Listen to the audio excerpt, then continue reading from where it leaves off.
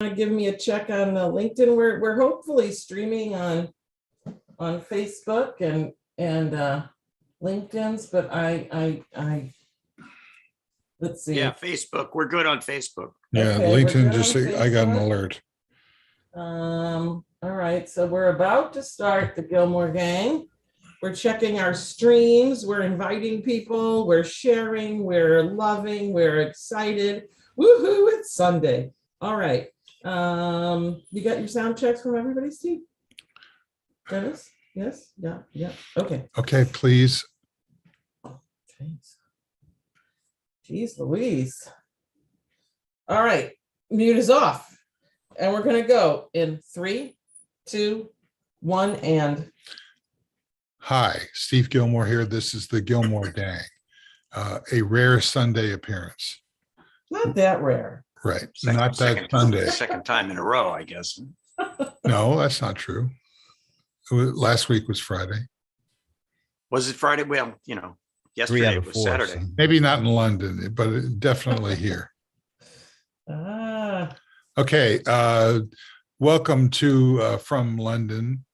What is it? Oh yeah, Frank Radis. Welcome, Frank. Hello, Steve. Hello, gang. Stirs. And that's what we need is a nice short, no way of doing the. In the beginning, there was this turtle, and she lay down upon his neighbor, Right. which was his brother, and lo, she bore him in tears and oak, which is Non-optional fire sign reference. fell over, forming a bridge, blah, blah, blah. Frank's traditional sound check. Okay.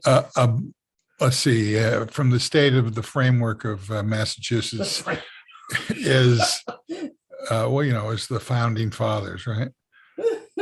It's Dennis Pombrian. Welcome, Dennis. Ich bin ein Ukrainian. How's that? Oh, Wow. All right. Little German there, a little Right. Now say it in Ukrainian. English. Now, see, yeah, that's right. I can say it in a way you wouldn't understand it. Ich bin ein Berliner. Berliner. Berliner. Donut. Okay. Joining us from the state of Seattle is Michael Markman. How do you do? The state of Seattle is overcast. Rain expected later. Expected, assumed, Assume. endemic. Forecast. welcome. Well, yeah, I guess so. We're one of the few areas in the West that is not in drought condition at the moment. Mhm. So yes, welcome. Draft condition, evidently. All right. The Atlanta, Georgia guy is Brent Leary. Greetings and salutations, y'all. Hat, please. Thank you. And last but not least is from the state of Palo Alto. It's Southern California, right? No. South California. Wait, South California? yeah. There's South and North California, and then there's I-5.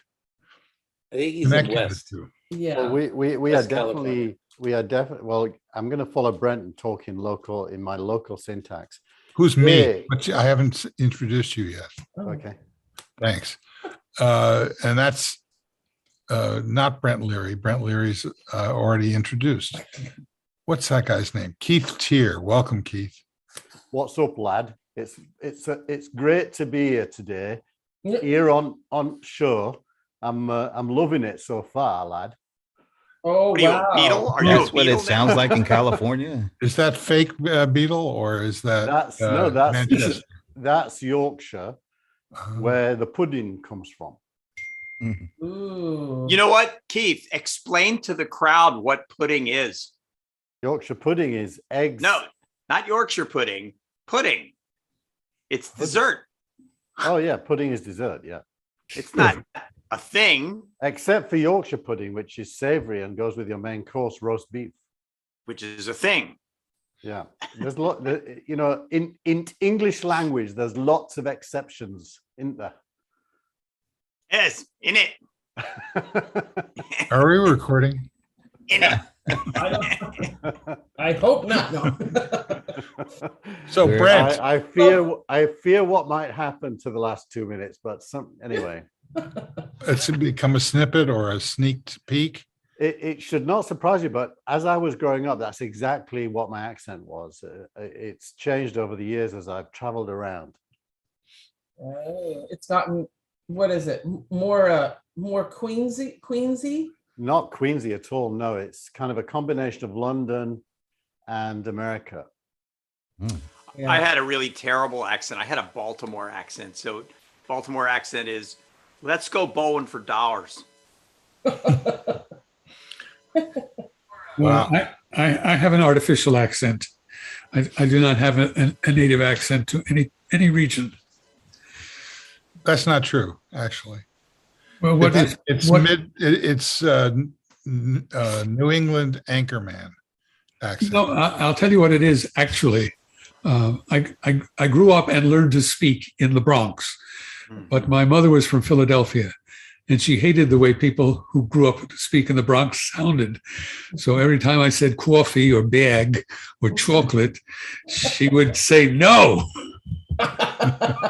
So I have a kind of trained accent that doesn't really respond to anything. People, Not to cast aspersions, Michael, but I think it's a Seattle weatherman accent now.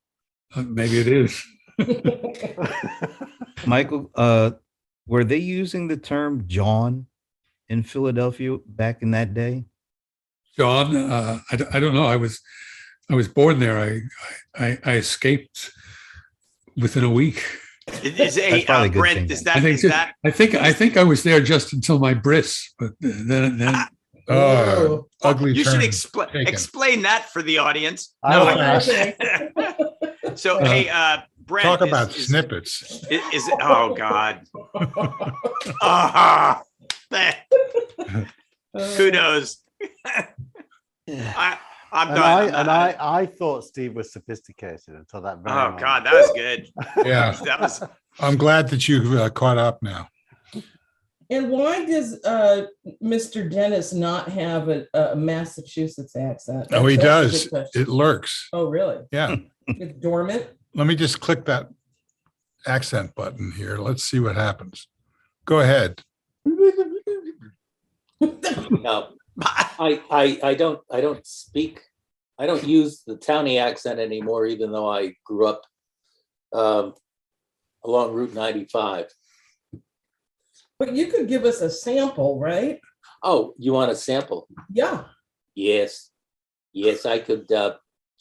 I could give you a sample of some chowder. It's really good at Fenway Park when the Red Sox are playing at home. You sound like Ted Kennedy. Yes. They all do up there. No, I don't know. Well, that's more Harvard. Yeah. See now you sound like, what was that movie called? The Town? That's Oh, The Town. Yeah, that wasn't. Jack Nicholson didn't even try. He didn't even try for the accent. For a whole career, and he was successful. you can't handle. Wow. Who was the that? accent. Mickey Rooney Yeah, for Nicholson. 5, Alex. You can't handle the truth. No, I understand. Whatever. Circle gets the square. Okay. Okay, Paul Lynn with the block. Oh, this is a good show already. Yeah, it's going to stay this way too. Good, because we don't want to talk about the things we want to talk about. What I do. would that be? I'm not starting today. I Michael? refuse. Well,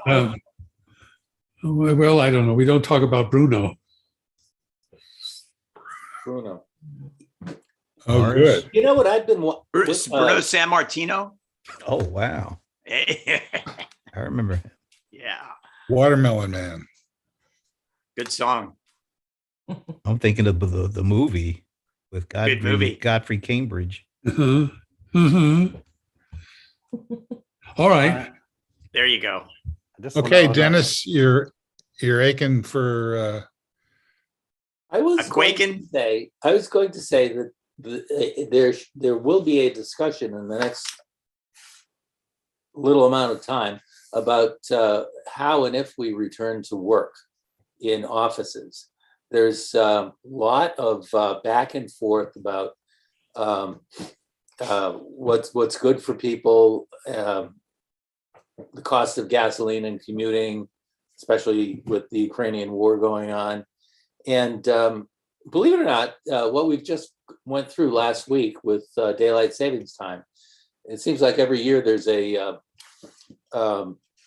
move to make daylight savings time permanent, so we don't have this ridiculous back and forth every year. And we've tried all kinds of things. Back in the 1970s, we tried making it permanent. People didn't like it. Sunrise came up too late in the winter. But now, if you add to that recent research that says that people, not everybody's the same. Some people are morning people, some people are afternoon people. It would be really smart if we let people set their hours, if they work in an industry where they can do that. Certainly, you can't make steel that way, or maybe you can. I don't know. You can't make cars that way. But for a lot of people like us who work in front of screens and what have you, the important thing is to get good quality hours per day, not 9 to 5 necessarily. And I think that discussion is right. Discuss among yourselves. So this Gary Vaynerchuk's one of his companies is doing a 4-day week experiment for the I think for the rest of the year. And a 4-day week and like the 80-20 work day kind of thing. And so far, according to the person that runs the company, a wonderful woman named Linda Ong, she said it's really been a good thing for the company, for their output, for the employees. Everybody likes doing it, and it's a company that works much like we work. I don't mean the company or even the TV show, which is all about it. It's a company that does much of like what we do, and so she says it's been very good. That's it. I got no more. I've been working a 3-day week for about 20 years. I try to work about a 1-day week. Actually, it's when I do this show, that's it. Boom. I've been doing a 1-day week too. I can talk a little louder, but when I do, my wife says you're so loud. Well, How loud are you? Oh, sorry. risk it. I'm going to risk it because she's popped out. But yeah, I was saying I've worked a 3-day week for the last 20 years, and that's exaggerating. I think it's more like a 5-hour week. I like that. That's good. Wasn't there a book about the 4-hour work week or something like that? Yes. Yes. Well, I do think the definition of productivity, which is in the shortest possible time, you get the maximum done that contributes to society, is the right kind of definition of progress. Yeah.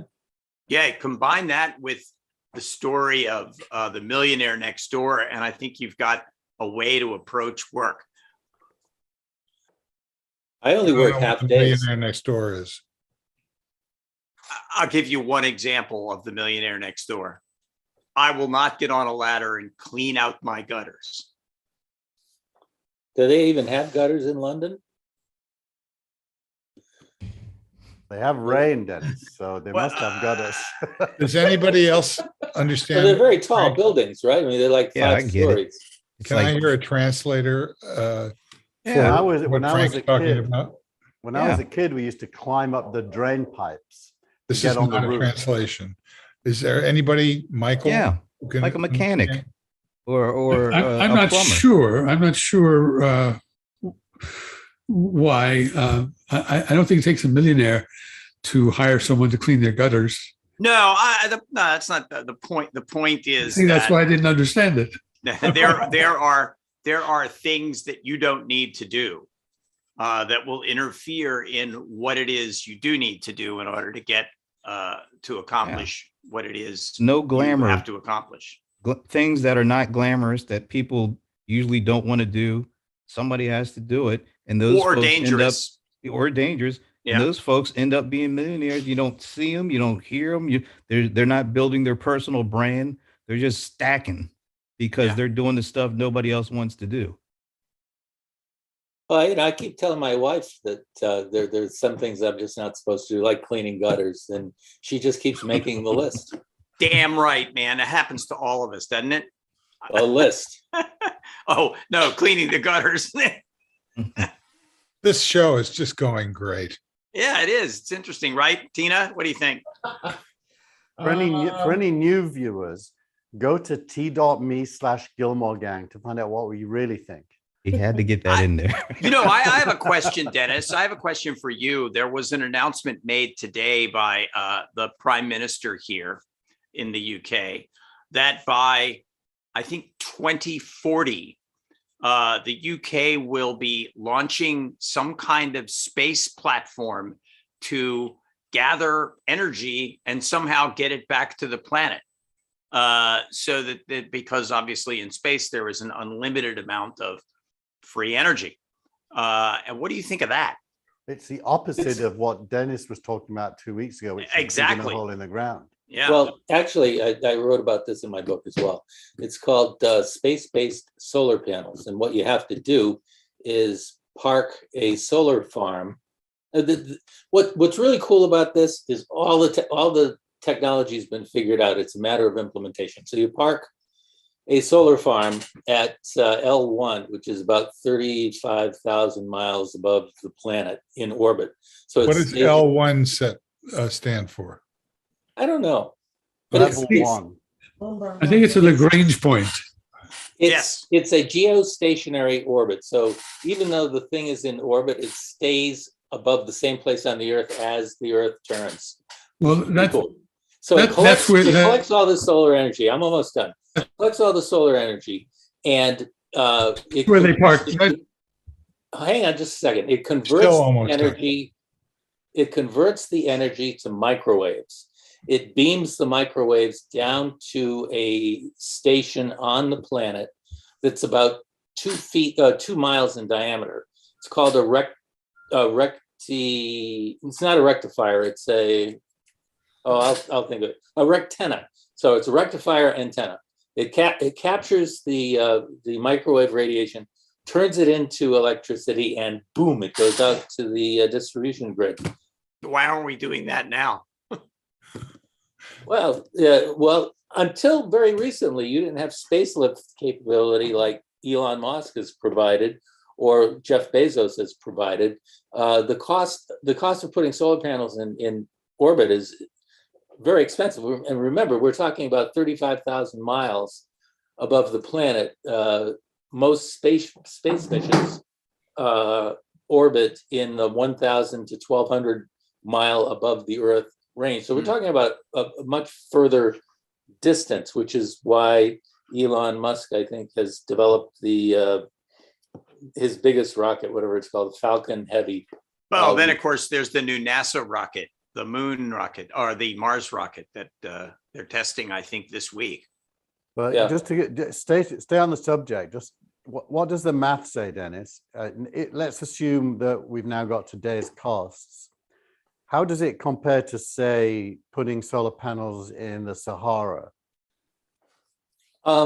That's a question I don't know. I don't know the answer to.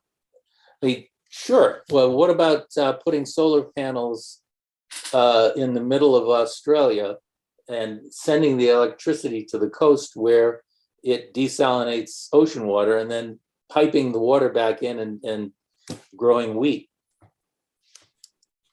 There's all kinds of things you can do. One of the first things you need, though, is a reusable rocket like the Falcon, because that significantly reduces the cost of a launch. You just wonder whether that 35,000 miles plus the microwave transformation plus the beaming back to Earth is efficient compared to just having the solar panels on Earth. But I have no idea. Well, the thing you gotta keep in mind is that there's only so much land, and we've got about 7.5 billion people on the planet, heading towards 10 billion at mid-century. You're going to need to plant a lot of food to feed all those people, and every square inch of solar panel takes away from your ability to grow things. Well, vertical farming helps there. You know, you can optimize all kinds of things, but at the end of the day, you're still going to need more land. You know, that, There- that it's but interesting there are that you- areas of land which will probably not be good for growing. I mean, there are, desert land is probably not very productive for growing food. So why not put the solar panels there? He said Well, in full ignorance. Israel It's, grows everything on desert. You irrigate the desert, you can do an awful lot. The Las Mexicans- Vegas. The limited amount of land question is interesting. When I wrote a book called Under Siege about immigration in the UK. Wasn't Steven Seagal in that one? Yeah. No, this is a Penguin special by yours truly. You'll find it linked in my newsletter 2 weeks ago. And a Labour MP in England said, this tiny island of ours, not much more than a dot on the map, is bursting at the seams with immigrants. A Labour MP. And I commented that I recently took a train from London to Glasgow and I didn't see a single human being the whole way. So the land doesn't seem to be that crowded. When looking out the if you window. fly over at night, you'll definitely notice a big difference between England and the United States at night. Yes, but Dennis's point was not we need room for people. His point was we need room for growing food. But there's lots and lots So you of- can see lots of, you go through lots of areas that are raising food that you don't see many people in. Would, No, would but not I'm what's going saying on? that the Earth could probably sustain 30 to 50 billion people if the food production was just applied science and logic. The lack of land isn't the problem. Yes, it is. No, There was I a study. disagree. There was a study, a meta study by the United Nations within the last 10 years that said that the Earth's carrying capacity is about 10 billion. Not But 30 that's billion. because they have a static view of science. No, that's because they got a real view of science. Look, at some point, every resource is finite. To say that you can have unlimited or close to unlimited numbers of people on the planet doesn't really take into account things like not just how you feed them, but where you house them, what they do for their daytime activity. How do they get meaning out of their lives? 10 billion is a hell of a lot of people. This is the Thomas Malthus versus his opponents. I won't name any of them because Steve will shut me off if I do. Conversation. It's about the limited, whether land is truly finite in any meaningful sense. Of course, you're right. Mathematically, you're right, but in any practical sense, it really isn't. So I don't agree. there's been a number of stories in the last couple of weeks about the war and its effect on the growing of wheat in the Ukraine and how that might actually start to multiply and become a real problem for a global food source. So that is actually another thing that interferes with that finite system. Not really, yeah. not really. Look, what does food need? It needs heat, light, water. Nutrients. With hydroponics, it barely needs that much water. Heat and light can now be artificially generated anyway, indoors even. I just don't buy that we should focus on the finiteness. I think we should focus on science feeding more people more cheaply. I think you're making an a priori argument. I think you're simply saying that because we've always faced and won difficult situations, we can do it again. That's kind of true, but in a laboratory, there are a lot of molecules I can make that cost too much energetically to make at any kind of scale. And what I think you're not taking into account is that if you want to make a molecule of glucose or starch or anything else, you have to do it really cheap. You can't simply say, well, we'll just throw energy at it, or we'll build these buildings where climate is controlled and 1,000 other things. That all adds to the cost of the product. And at some point, pretty early, you get to a point of diminishing returns really quickly. But I bet you if I ask you, and I know you'll do this because you lean into innovation. If I asked you what will be the impact of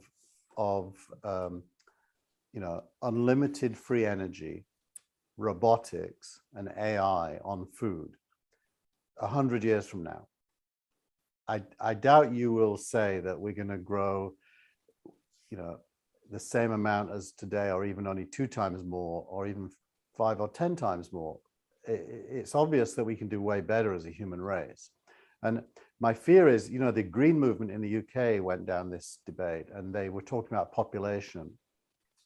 And they ended up concluding that they had to force people in the third world to be neutered, basically, in order to stop them having children, because the earth can only sustain 2 billion people. It turned into kind of like a Hitler type nightmare scenario of population control. And I think any conversation that starts with there's only so much space doesn't ever end up in a good place. Keith, before we can get to any conclusion that you're suggesting, we have to go back to your assumptions. There isn't a limitless free energy, and some of the other propositions you've made, the assumptions you've made, just don't bear out. I'm thinking about your point about geothermal. Once you've made the investment, you said it's pretty much unlimited. It's not unlimited. It's very low cost. There's only how can it be unlimited? There's only so much you're going to get out of the ground. I mean, there are rate constraints. Well, okay, I shouldn't say unlimited because everything is limited, but from a practical point of view, I don't know, my house, I don't pay electricity bills anymore because I've got solar panels and 2 batteries. So if I can do it. I think that Keith, you're very optimistic, Keith. Oh, of course, one has to be, right? I mean, look at the human race over the last 100 years, how awesome we are. Look, there are 2 billion people on this planet that live a very nice life. There are another 2 billion people that live on less than $2 a day. Yep. So yeah, we've done some things, but this just gets back to my assertion that I can make things in the lab that you can't do at scale. And one of the things that we're talking about at scale is giving everybody a good life. We haven't figured out how to do that cost effectively, or even being able to find enough materials to provide that good life. You've got 2 batteries, that's great, but lithium is a finite resource on the planet. So can everybody have 2 batteries? How do you avoid the argument for sustainability leading to the argument for less human beings? Well, I don't support it. There are many places where we're finding less human beings. The rate of population growth has been shrinking, and in some countries, the rate of population growth is negative slightly. We have not only increasing population but also declining population. No, that's there okay. are lots of variables. No, Michael, I'm not talking about organic reductions. Let Michael finish his point, please. Oh, I was going to say there are a lot of variables in this solving this problem. One of them is using less meat. You would have far greater food resources if the diet moved to more vegetables and fewer animals. Michael's right about that. So I'm more, of course, there's organic things that lead to birth rate reductions at various times. I'm more talking about reduction in population as a matter of policy preference, which seems to me scary. It is scary. It would be Stalinist or Hitlerian. Right, but I wasn't quoting policy. I was quoting the fact that there are a number of countries where the replacement is lower than the depletion, either through death or emigration. The absolute population in many countries is declining, not because anyone decreed it. Well, Because it's happening. Oh, China decreed it. Nigeria is currently, someone correct me, but I've got a feeling it's like 200 or 300 million, maybe a bit less. The predictions are it's going to be 800 million sometime in the middle of this century. And most people see that as a good thing, as Africa rises, productizes, a middle class grows, and becomes a first-class citizen on the planet. I think that's a good thing. Well, I think that's a straight line extrapolation from the current birth rate, and I think you always have problems when you do straight line extrapolations. What I think Michael's talking about is a natural reaction to hyper competition for resources. I mean, you go to places like New York and San Francisco, you want to get daycare for your 2-year-old. That's a tough thing, and that's a negative feedback loop on having more babies. You can multiply that across society by all kinds of things. The cost of housing, the cost of the fact of people having 2 kids is ordering society in all kinds of ways, whether it's the size of apartments and homes or the size of cars that many people end up buying. They need to transport a man, a woman, a husband, a wife, or those 2 entities and a couple of kids, and that's the form factor. So there are all kinds of things that are built into and other factors as well. It's not just having fewer kids; it's having kids later, which means that the parents will die off sooner. Saying that's what I did.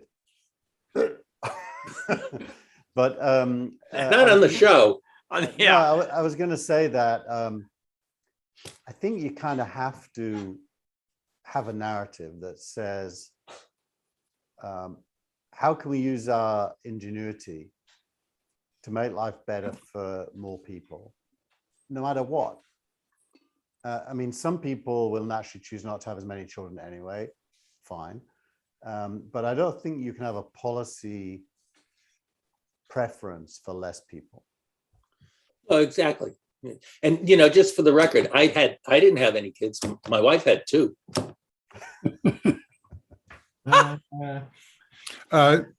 Michael, could you please tilt your? Oh, my There you go. My lid has been falling. My computer lid has been just declining in its old age. Thank you. Okay, Brent, anything to say? Yeah, I've been watching this really interesting show. It has absolutely nothing to do with what you guys just talked about, but more interesting than our show is what you're saying. It's on Showtime, and it's about the Uber, the beginning of Uber and Travis Kalanick, and I might have mentioned this before. It's all this inside kind of stuff about why everybody hated that Travis Kalanick guy, and all the people that was he kind of feuded with. From these VC guys to Larry Page and Sergey Brin and all these people, like names you've heard of. And I don't know how accurate this stuff is, but it's a really fascinating look at, how these kind of unicorns, what goes on behind the scenes and what all the stuff they do and all the tricks are pulled and how many people they kind of destroy, all the things that you're supposed to avoid, and like being decent to people and not being misogynist or racist or whatever. This guy did it all and ended up becoming a multi-billionaire. Yeah, even when it turned against him, he still walked away with $3 billion. And it's a fascinating thing. It's only like 4 episodes in, but I just find it fascinating I'm watching it as well. It is a great show. Yeah. I'm watching all 3. I think there are only 3, maybe there are more shows about charismatic messianic founders who got into some kind of trouble, either legal or just financial or just pissed off too many people. So there's that one about Uber, which I think is called Super Pumped. Yep, And- that's it. And then there's one called We Crashed, which is about WeWork Right. and the Newmans, which is also tremendously fascinating and interesting. And then there's one about Theranos. Yeah. And they're all very well done and very, very, very chock full of insidery kinds of dialogue. Did But any Brent, of those you've got- characters name become dropping. governor of Montana? Pardon? Did any of those characters become governor of Montana? You mean like our buddy Greg? Our buddy Greg. Brent, So you've what do got- you you've- think about all of that, Keith? Well, I was about to Nice. say that I take it personally. I take it personally because two of my companies were unicorns whilst I was the CEO. EasyNet was in 1999 and Real Names was. And I was the messianic founder. If you ask me, I was full of it. And the earlier one, luckily I wasn't the main man. There was two of us. So I was kind of a bit under control. The second one, which I did with Jean-Marie Hulot, who was the CTO of Next, who passed away a couple of years ago. He was such a nice guy that he didn't really control me. And when you're on a fast track, I mean, Real Names went from 5 of us in Town and Country Village in Palo Alto in 1997, launched a product in late 97, partnered with Alta Vista, then with Google, then with Microsoft, then with InfoSeek, then with Excite. In 98, we raised 3 rounds of financing. By the time I'd finished, I'd raised $130 million of financing in like 2 years. Wow. And Real Names was worth $1.5 billion, was filed for an IPO with Mary Meeker and Morgan Stanley being the underwriters. And honestly, you got to be in that position to know you're kind of sailing a ship blind as fast as it can go. And all your stakeholders want you to keep doing it. I don't think it's as simple. Travis had his issues way before he was a unicorn. Elizabeth Holmes seems like a sociopath, as I think the WeWork guy probably is. So I don't think you should go too much in associating the unicornness to the craziness. I think there's something individual in each case. Nonetheless, even when you're, handsome, stable, and clever like me, it's still very challenging. I have to. Uh-oh. It doesn't live in just Ooh. that world. Is it just me? All I of can't that hear that you're Frank. describing lives in sort of the big world of media, that you can fall into all those same kind of traps.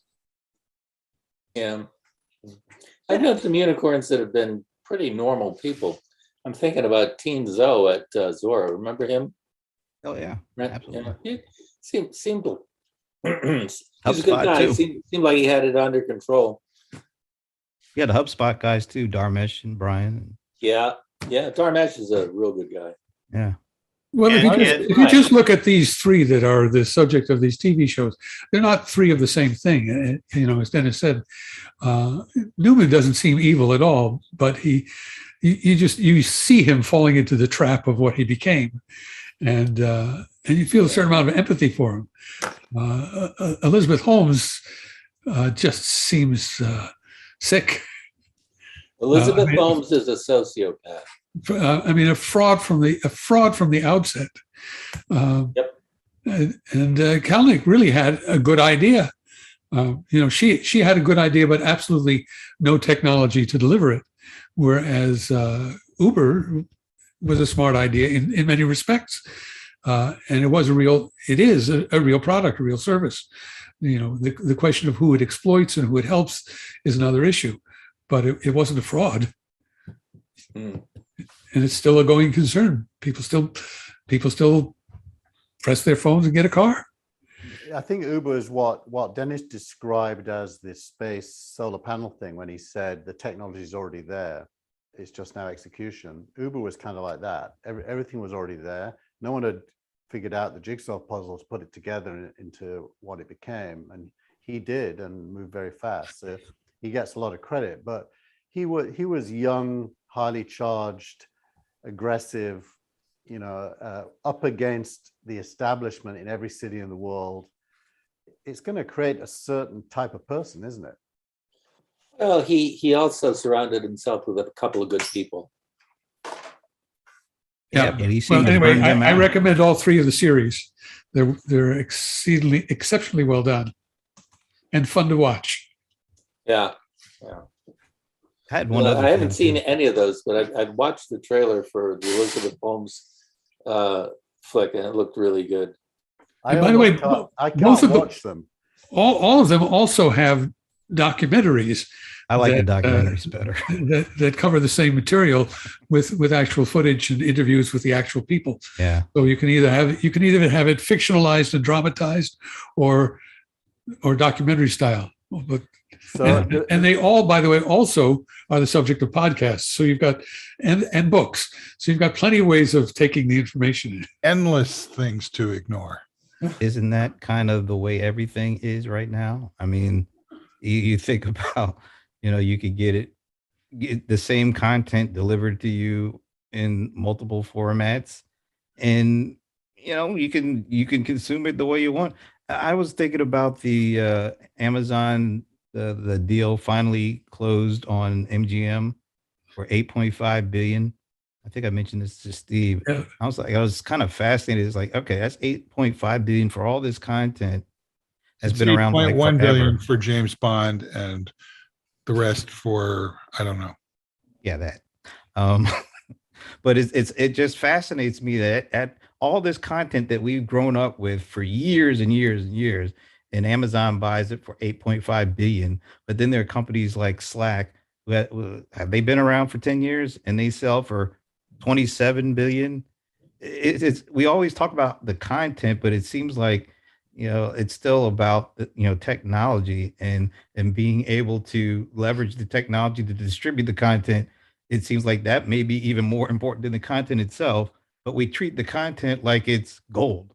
It's just kind of a curious thing as I was thinking about 8.5 billion is a lot of money, but shoot, somebody can start a company and 10 years later sell it for $27 billion. It's going to be fascinating to see how the technology affects all the content of MGM.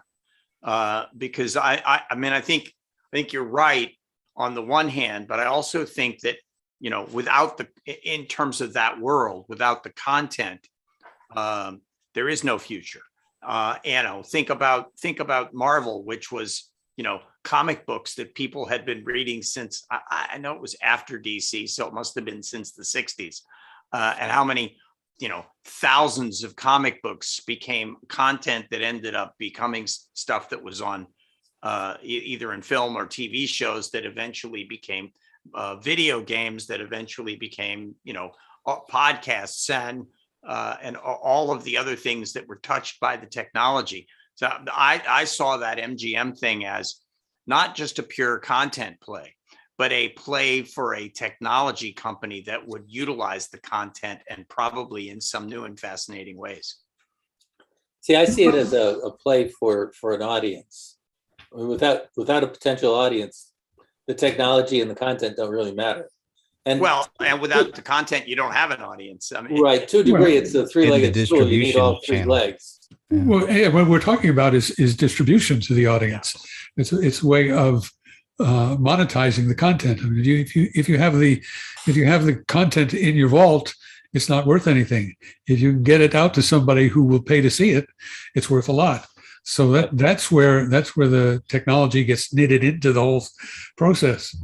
Yeah, and it to a degree that's been going on. That's a recurring theme, whether it's it's VHS and beta, and then it's CDs and DVDs, and now it's streaming.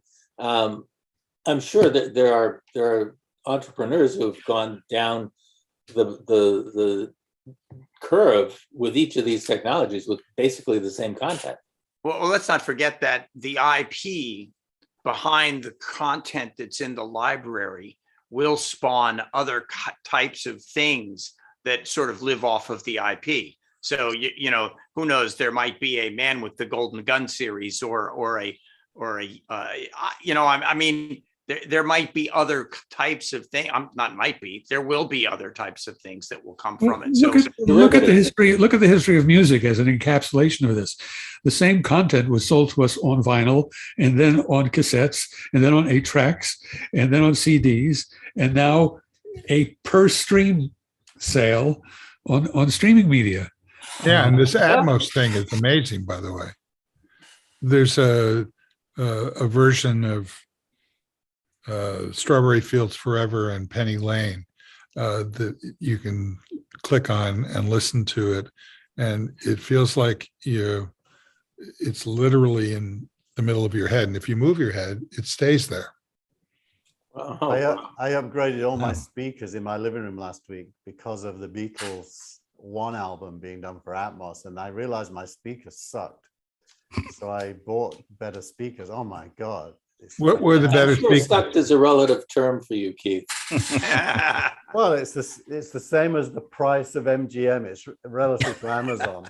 So do you have height speakers? Do you have the up-firing speakers? So I've got speakers. I've got 9.4. So I basically got 2 floor standing, 2 upward, two subwoofers at the front. I've got surround back and surround height. Yeah. Now, 9.2. well, I find to be interesting future content will be how you explain in 6 months when the next wave comes out why you need to sell this one. Hey, I still have my Bose speakers that bounce sound off the walls. There you go. Wow. And they still sound good. By the way, Why hasn't anybody invented a horse collar that you can put around your neck and get rid of all your speakers? So that, and just get the sound vibrating through the bones. Yeah, I don't want no horse collar around my neck. Thank you. All right, it's a you, you know. There are lounge chairs that have speakers built in that it comes close to that, but you can't move around. You have to stay in the chair. Yeah, that's why a horse collar would be great. So if you constantly live in Seattle, they make these nice sort of knit caps that have speakers built into them, so you can, you won't look like some guy wearing. Well, look, you're wearing a horse collar right now. I'm looking at Frank's picture. He's just got his horse collar up over his head. That's true, and talking about sort of that immersive audio thing. One of my friends. I don't remember talking about that. Well, you were. That's what Atmos is. You brought it up.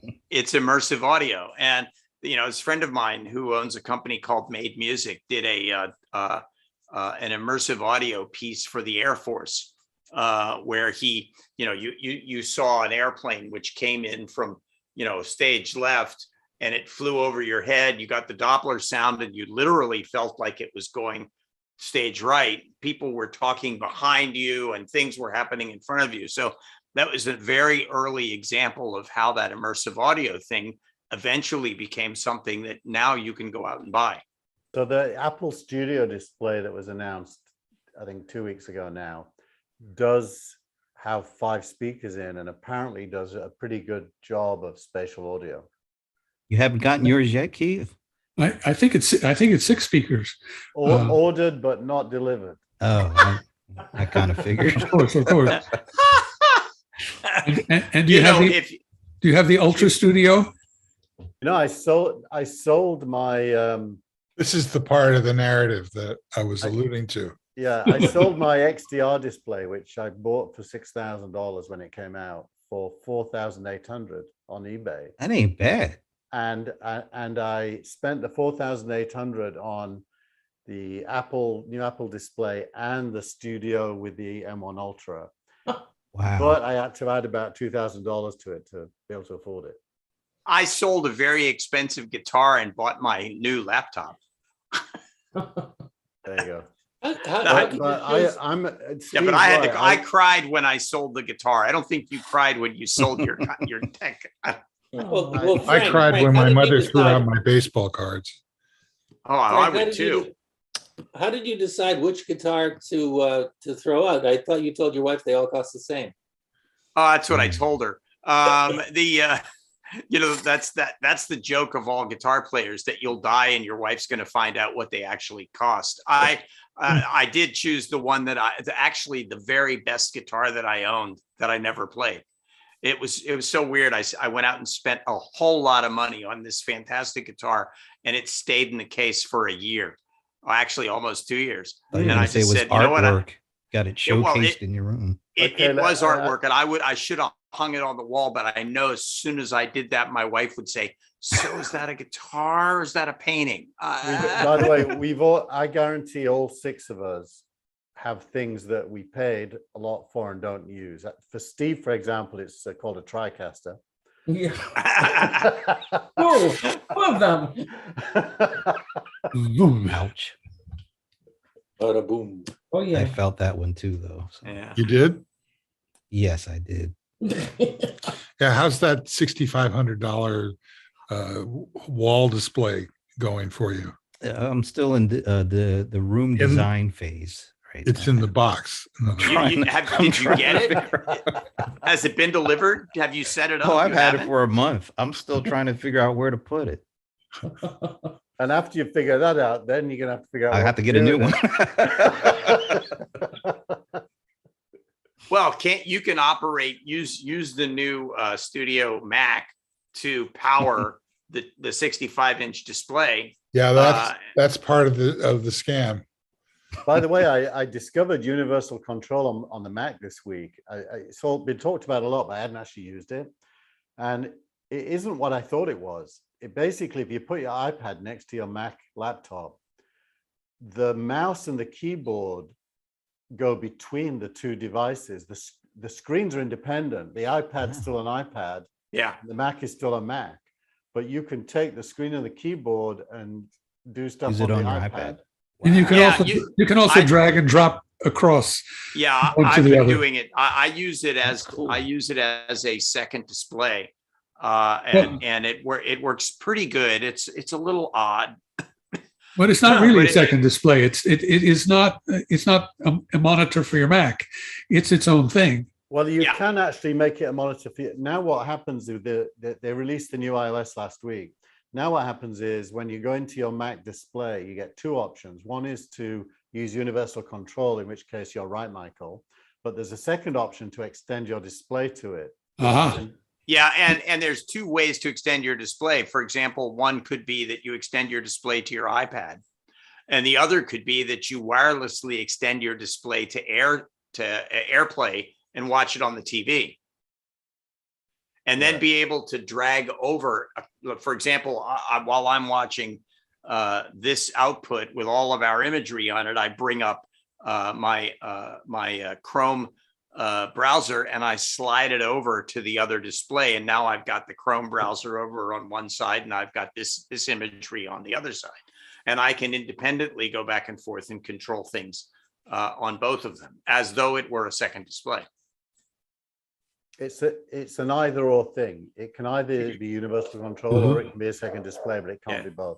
It's pretty cool though. It's because before I had to download an app called Duet or something like that in order to make that work. Don't need to do that anymore. Okay. So there. Did anybody else buy an Apple Studio? Not yet. I did not. No. Okay. You know- Raise your hand if you bought a Tesla. There you go. Ah, Uh-huh. Yeah. which one did you buy, it- Dennis? Bought a Model 3. Has it come yet? Oh, no. It'll come in the box with the 65-inch display that Brent's getting. At Right, least, now just put it right on the dashboard. at least you know what you're going to do with it once you open it. It'll be a biodegradable box, right? I mean, I actually have the charger, and I will have that installed. And I should be getting the car in late May, early June. just in time for the And, summer. Yeah. Drive through the summer. That's right. Did they make a convertible? They do not. Too bad. Yeah, the roof is glass though. It's tinted glass. It's pretty nice. Yeah, I'll have that to go to the beach with this summer. Get it full of sand. Mm, good. So I have a poll I'd like to do. I'd like to take us into another discussion, if that's okay with you, Steve. What do I have to say or do about That's that? okay, Frank. I'm making the decisions today. Okay, so it's Bosses. What do you mean today? Yeah, it's about Ukraine. Can we talk about that? Because we're going to have to get to that. Go ahead. Is there going to be any kind of way that peace talks could be successful? Okay. Oh, yeah. What's your answer? My answer? Yes. I don't think so. Okay. So there's a 1 no. Dennis, you said yes. Oh yeah, I think so. All the articles I'm reading, it seems like we've turned a corner and people are talking about a stalemate.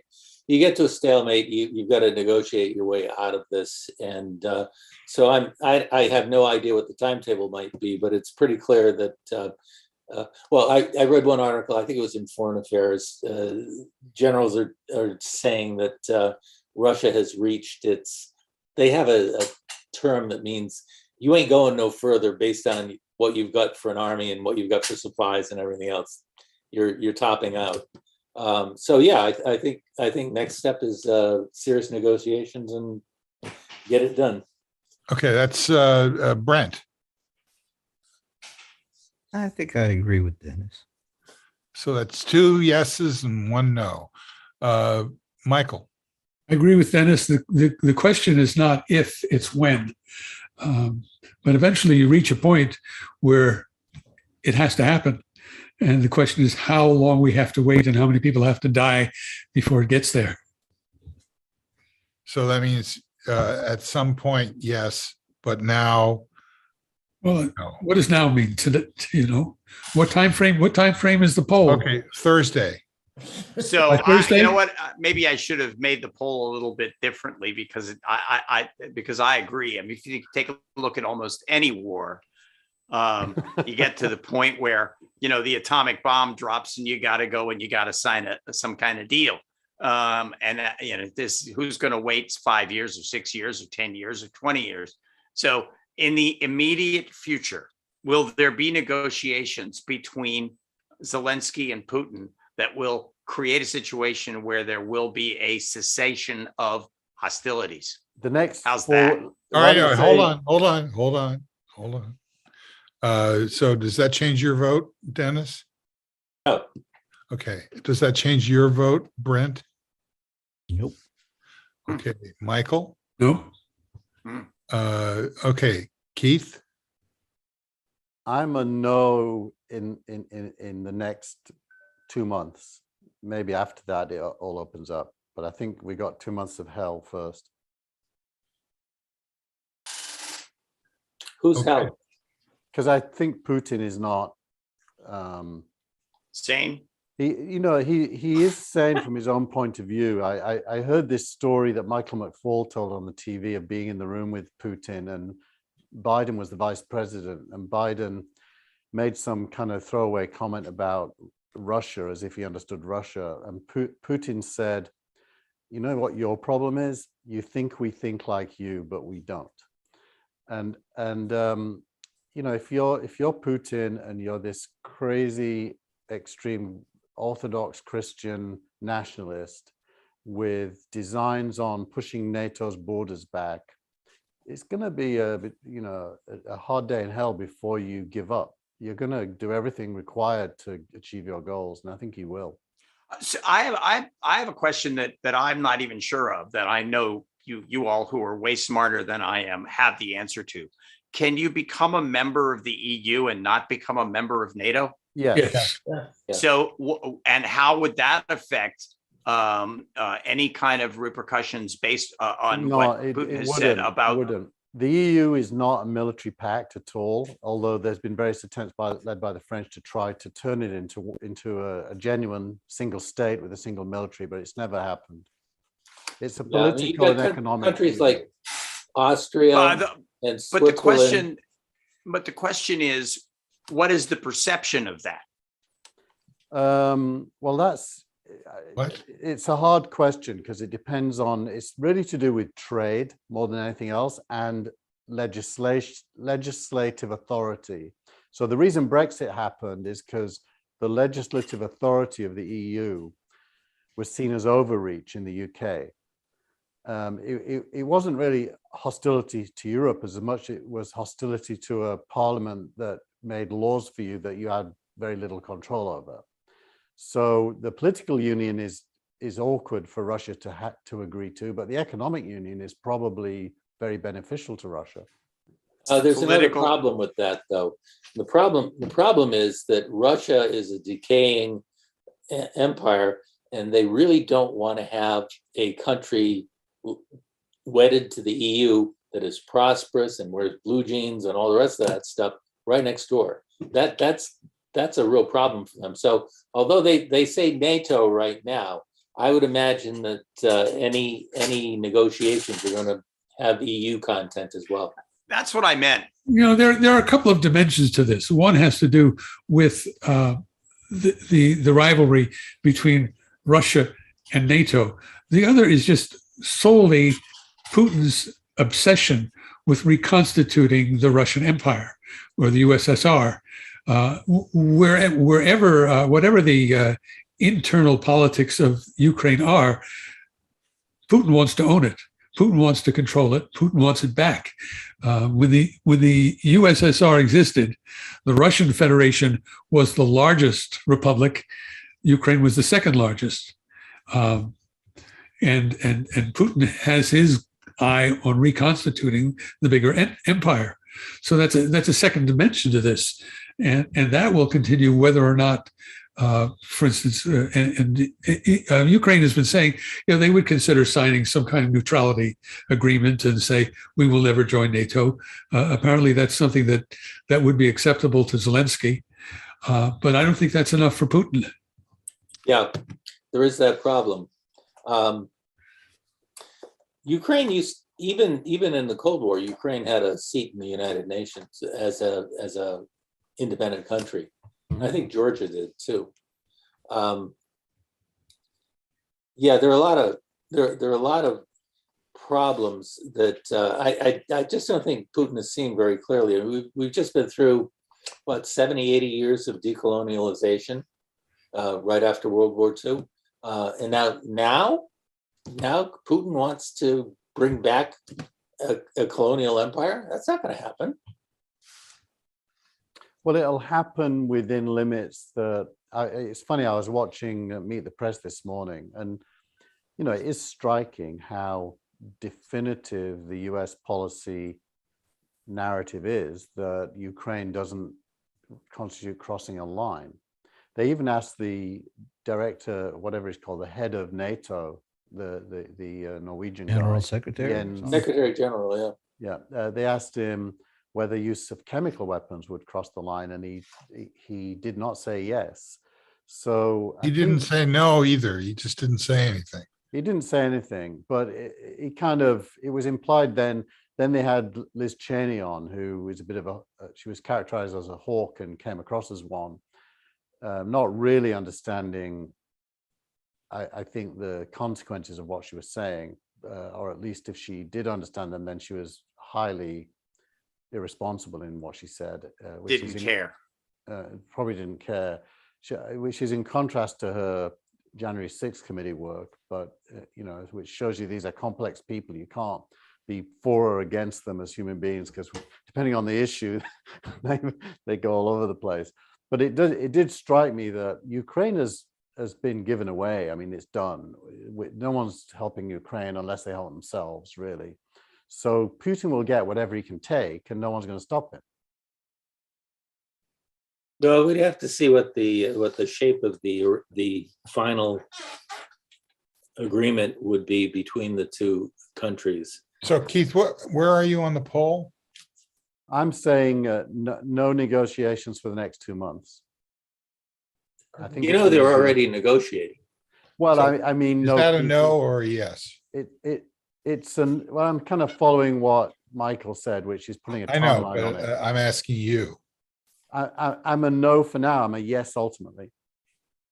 I mean, I think the question that Frank was raising is ceasefire more than negotiation, because it's true they are talking to each other. The question is, when will they agree to stop fighting? I was more thinking, when will there be a proper settlement conversations as opposed to just playing? Yeah, well, I don't think ceasefire is just playing. I think ceasefire is job great. one. No, All right, so let's make Well, it. but All right, you know, within 2 weeks, is there going to be a ceasefire? Starting with Dennis. Within 2 weeks, Yes. quite possibly. Over the last week, So are you going to say yes or no? I'm going to say yes. Okay, Michael. yes, but I always have to say yes, but many times when Putin agrees to a ceasefire, it's just an opportunity to reload. So I don't know if it's a ceasefire, Yeah, probably, but no, a the real politics. ceasefire, I don't know. The politics of saying yes, even if he takes it back, is still a move forward. Frank, yes No. or no? Okay, Keith. I think there'll be an announcement of ceasefires that don't actually happen. So that's no. So it's a no if you mean, if we take the word ceasefire literally, it's a no. Is there going to be a ceasefire? That implies that they will cease firing. No. Okay, and Brent. When is Easter this year? Good April. point. It's about a month. What's your point? 2 weeks. I asked the question. No, I'm gonna say I think it'll be before Easter, whenever that is. Okay. So if I widen the scope to 1 month, I might drag you in. I'm being definitive. I'm saying it'll be before Easter. Okay. All right. Frank, thanks for that poll. Really appreciate it. The one that I was the only one that said no to, you mean? No, I said no as well. Well, yeah, but you were No, a you didn't. qualified no. I was an unqualified no. You straddled it like you did the other one. So I have a related question. Excellent. What are the conditions for lifting the sanctions on Russia? They don't exist yet. What No, what that's would not they an be? answer. What do you think they are? I don't know what they will be. I mean, they could be extreme. Some people are talking about reparations. Some people are talking about, okay, it's over. But I don't know how much the West is going to extract from Russia before lifting the sanctions. I don't know. It can't be a status quo antebellum.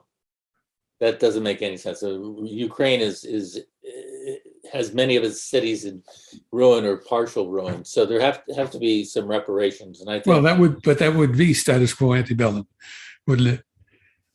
how do you mean? The situation before the war was that there were cities that didn't have bombed out buildings. So if you rebuild those buildings, you are going back to antebellum. Well, I'm saying, I mean, status quo postbellum is with a lot of people in Poland and other parts of Europe, a lot of people displaced internally inside of Ukraine, and a lot of buildings in rubble. I'm saying, okay, we're saying similar things. I'm saying you can't expect to just walk away from this. Right. You have to have reparations. So it feels to me, trying to read the signals coming out of DC, that firstly, Putin's going to, in quotes, win, whilst losing on the global stage, he's going to win in the theater. Secondly, nobody wants Russia to continue to be unstable and unpredictable. So they're going to try and engage with them somehow, but they're going to do it whilst trying to disentangle themselves, things like energy policy in Europe and stuff like that. I doubt reparation. Usually the winner doesn't pay reparations. And so I doubt there's going to be any reparations. I think Russia will own some territory in Ukraine, and we will rebuild the bits it owns. And the West will help pay to rebuild the bits that Russia doesn't own, if there are any bits, which I think there will be. And then we'll see. But I think the longer term question is, they have to engage with Putin whilst disengaging from being reliant on Russian energy. I don't know. I think number one, the Marshall Plan showed that the winners certainly can rebuild. Number two, the West would now have the Russians completely under their thumb economically, and I think Russia's going to have to perform to some level to get those sanctions removed, whether it's reparations or having a fair election and getting rid of Putin, Yeah. or a variety of things. Well, the end of World War II is an interesting example because the money flowed both ways. We did invest in rebuilding Germany, or at least Western Germany, but also they paid reparations to Israel for the Holocaust. So both things could happen at once. Yeah, but that would involve Putin being in a negotiation where he agrees that he did something wrong, and I don't see that happening. Well, the big wild card is China.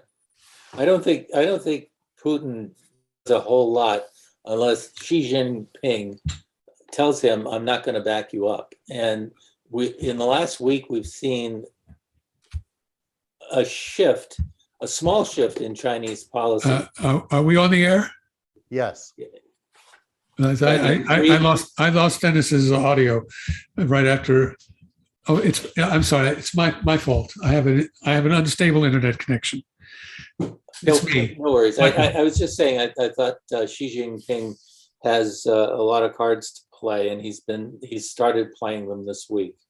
I thought he was holding his cards close to the vest earlier this week. He didn't take a side, and I thought, to me, that spoke volumes. Dennis, what did you think of? By the way, I totally agree with you about China being important, but I don't think Putin, sadly, even listens to China as much as we hope he would.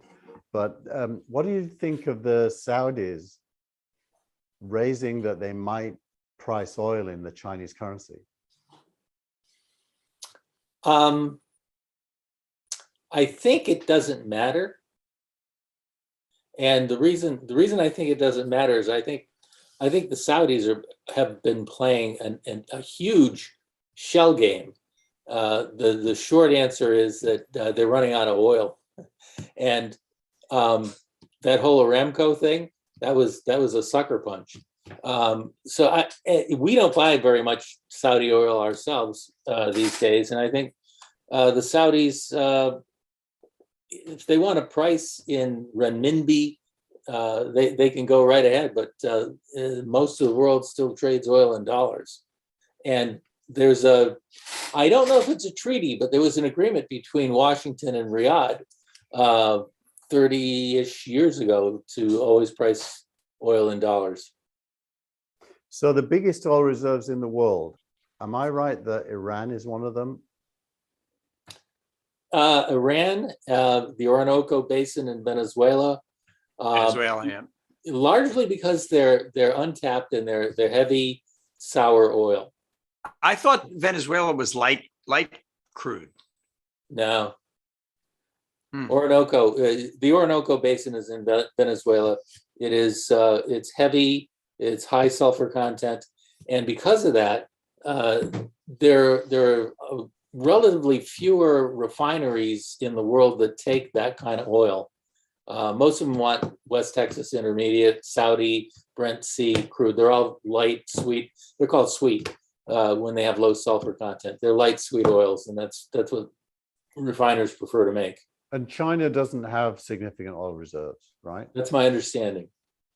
So, I mean, from a world geopolitical point of view, it's kind of an interesting map because the oil is in states that are not friendly to the US. China needs oil.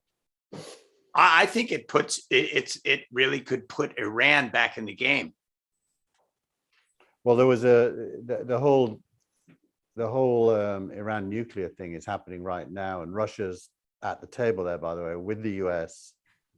And the context of that is murky, and I was trying to figure out whether oil is one of the variables that is in play there. I think it's got to be. Oil is a declining asset. I think a more interesting question is to look at the geothermal activity in the Transalpine region, in the Caucasus and other mountainous areas like that in the Eurasian continent, as well as what's happening up and down the North and South American continents. But I think that's a longer time horizon, isn't it? I mean, oil is something that the world is already wired to consume. So short term, oil assets are at the top of the list.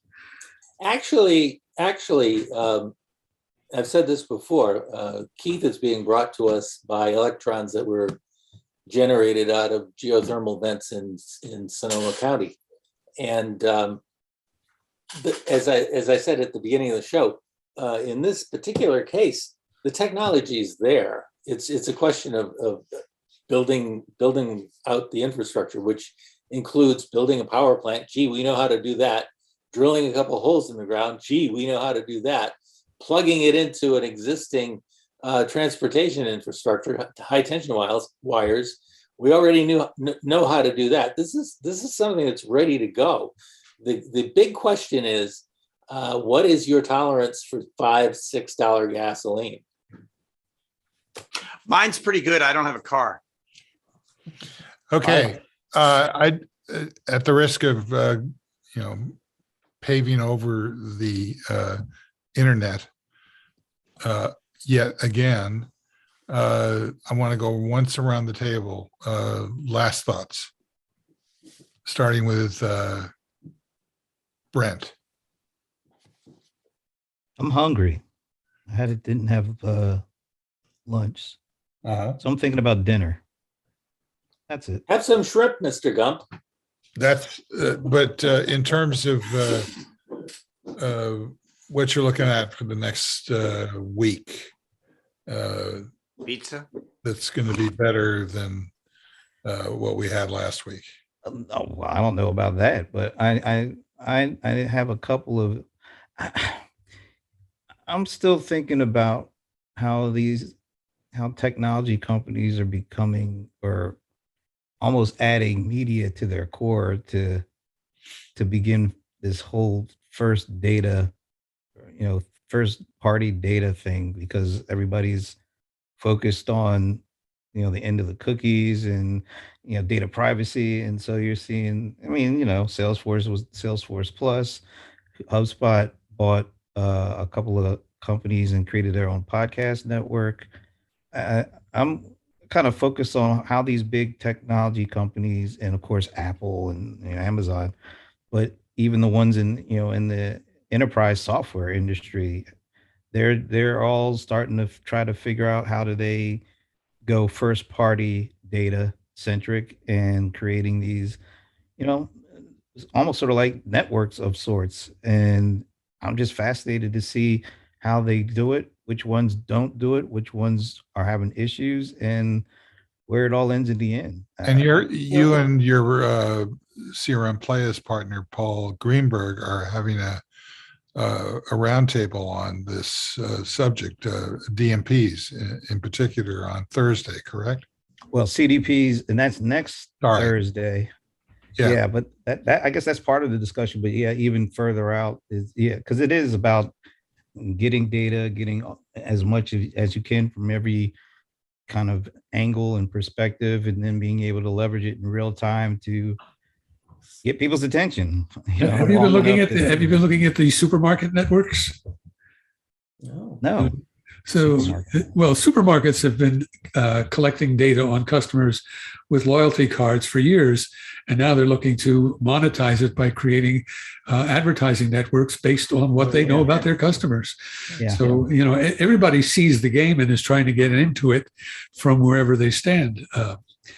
I put something on T.me. What's the rest of it? /Gillmor gang. /Gillmor gang. That talks about this from internal Disney. I mean, Disney, which is a media and content company, is pushing as hard as possible to become a technology company and control the streaming. So the big move there is towards technology. The big move from the tech companies is towards media. Everybody's going to meet in the middle. Yes. Yeah, that's the What big is this story. technology talk that, suddenly?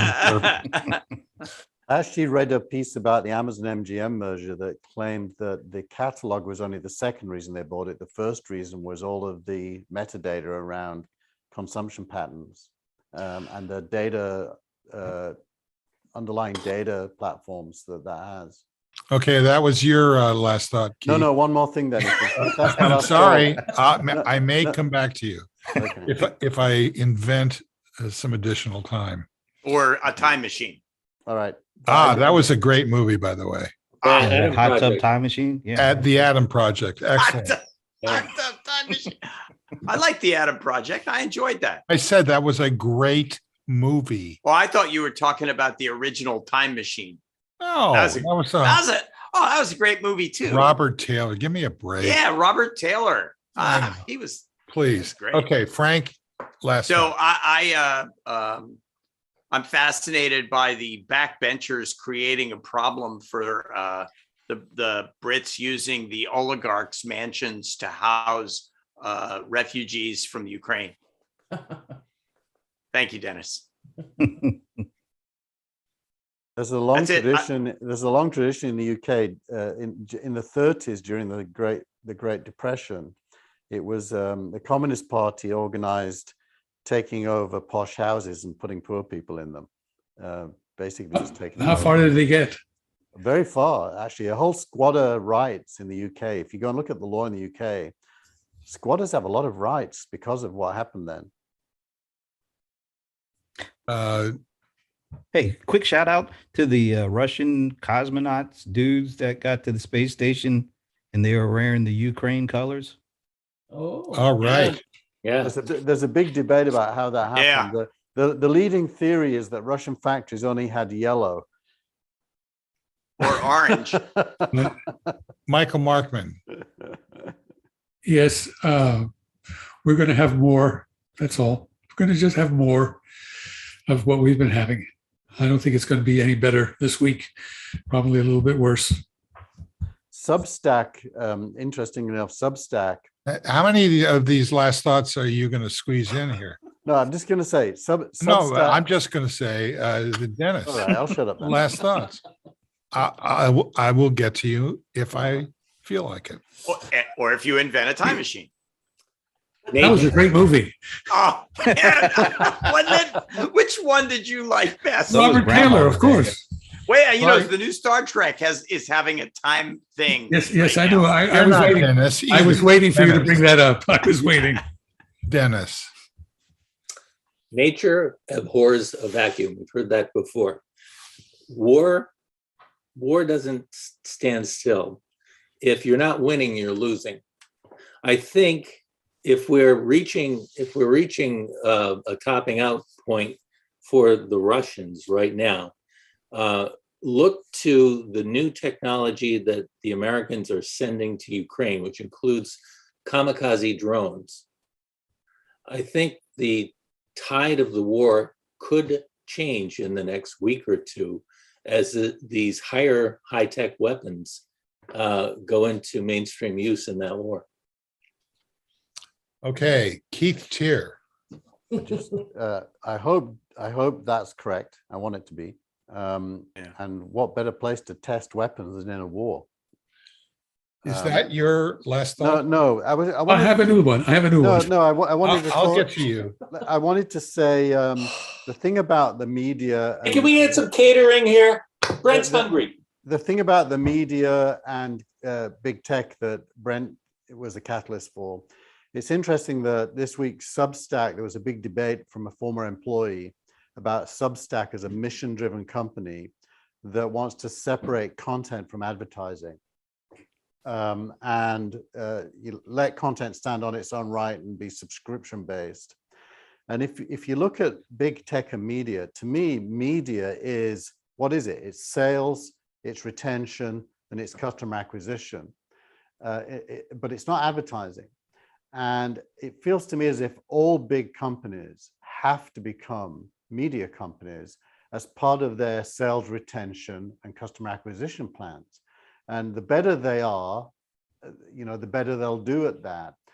They need to have great content for their audiences, but you look at who could do that, and who isn't currently doing it. I'd say pretty much nobody's currently doing it on any scale other than Salesforce. Salesforce does it through its events, but not really so much yet through streaming and that side of things. Or that's coming, I They're think. just getting started with that. But Amazon, Microsoft, Google, Facebook, where is the direct narrative from the company to their audience? Comcast. Yeah. Good point.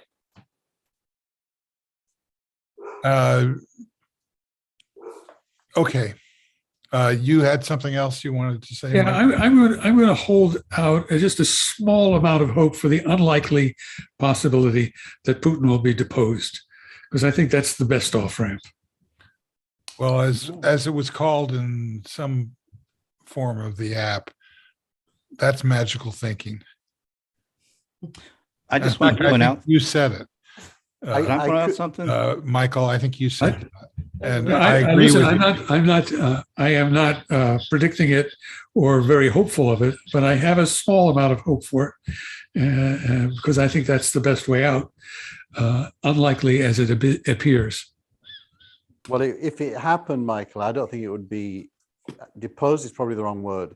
Assassinated. Assassinated by No, we're not going there. Thank you. that. Well, We're not going there. I'll I'm mute not. you. I'm not saying I'm for it. I'm saying what is in the realm of possibility. I think Yeah, you I need mean, something you with know, extreme prejudice. Giant crabs landing on my porch is also in the realm of That's what she possibility. said. Brent, you were Oh. gonna. Brent.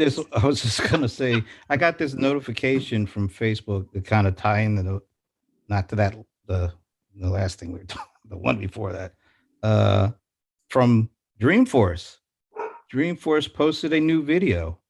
Need to simplify your sustainability strategy with the net zero cloud, and then it keeps going. But I can't show, but I literally, so we are seeing, Keith just brought up Salesforce. They're, I think, at least from an enterprise software perspective, they're the ones in the lead with this, what they're doing with Salesforce Essentials. But from the overall, I think, of course, Amazon and Apple is actually starting to do some really interesting things too. They put out a video that looked like a TV show, but it wasn't really talking about anything about Apple products. But at the end, when the credits rolled, every credit was about a product, an Apple product, and how it was used to create that video. The video itself had nothing to do with Apple, but rolling the credits, everything that went into making that video, it was credited to some kind of Apple product. I think that was really interesting how they did that. I think it's interesting to be talking about technology companies that are striving to become media companies, but we're not talking about media companies that are striving to become technology companies. No, because let's face it, media companies are dependent on advertising to make money. Technology companies are selling stuff, and they can use the money they get from selling actual stuff over here to play around with media. But I don't think that one is mutually exclusive from the other. I think that these kinds of sort of coming together moments are starting to happen on both sides of the fence. I thought you're talking about some very different cultures lining up. Yes, but I don't think it's impossible. The question of cultural clashes was the story in the 90s and maybe in the aughts, but by now I think there's been enough cross-pollination that that's less of a problem. Yeah. Anyway, there you go. What do you think, Steve? Yes. I want to thank our producer and director, Tina Chase Gillmor. Thank you, guys. All right. Thanks for being here on a Sunday, and nice show. Hour and a half, and I stayed interested the whole time. Yeah. Right. That's a record. And now you can go As eat. opposed to No comment. Another week. To be perfectly honest, wait a minute. That. Through the ever widening hole.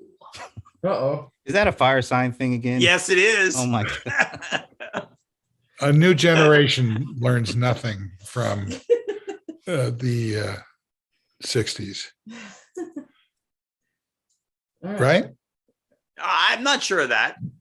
I comment. think I think that there was a sort of a anti-war vibe that was happening in the 60s Vibe? that is No happening shit. now. Yeah, but the difference is in those days it was against our own government. Now it's against foreign governments. Yeah. Not Yeah, if you're Carl but Tucker. Still, Tucker Carl Carlson. Tuckerson. Carl Tuckerson. And May he rest in peace. Yeah, I've got him. a poll for Carl Tuckerson. I'll leave that. That's where you put it. Exactly. Just step over it, Carl. I say you I should like make a sneak Carl. peek out of that. So that means you won't make a sneak peek out of that. That's Yeah, correct. exactly. Yeah. All Thanks. right. Thank Just you, made sure of that. Brent. I want to Nice thank. job. I want to thank Dennis Pomerantz. Thank you, Dennis. It's my pleasure to be here. Thanks so much. Michael Markman. I'm very happy to have spent part of my Sunday with you all. Likewise. Brent Leary. If it's Sunday, it's Sunday. If it's Sunday and it hasn't been Friday this week, then it's Sunday. Yeah, right. Yeah. I watched both Meet the Press and This Week Without David Brinkley. And Chris Christie's really getting on my nerves. That's all I can say. Just now. Just now. Just now, really? Just hours ago. But this Apple product is my salvation. You Wow. can fast forward, you can delete, you can push this button that does everything at once. You gotta hold it up higher. Oh, it's very good. Okay. And it's big. So it's harder to lose. Relatively big. It's harder to lose than that Relatively black bigger. little thing that you. Right. Big and bright. Bright is a big part of that. I don't think It- it's- That one, yeah. What is that? Got one of those. That's the Apple- Fire yeah, Stick. Amazon Yeah, Fire Amazon TV. Fire Stick. Is that a I have it for a Fire watcher? TV. Yeah. Thanks to Frank Radis. Thank you. Enjoyed the show a lot. All right. And what's that guy's name? Oh yeah, Keith Tier. Thanks a lot. It's been read good. That's Reed. Dr. Keith. It's been read Oh, good. Reed. Oh, Reed. Thanks to everybody who showed up, and especially those who didn't. We'll see you again next time. Bye-bye. Bye-bye. I'm gonna stop.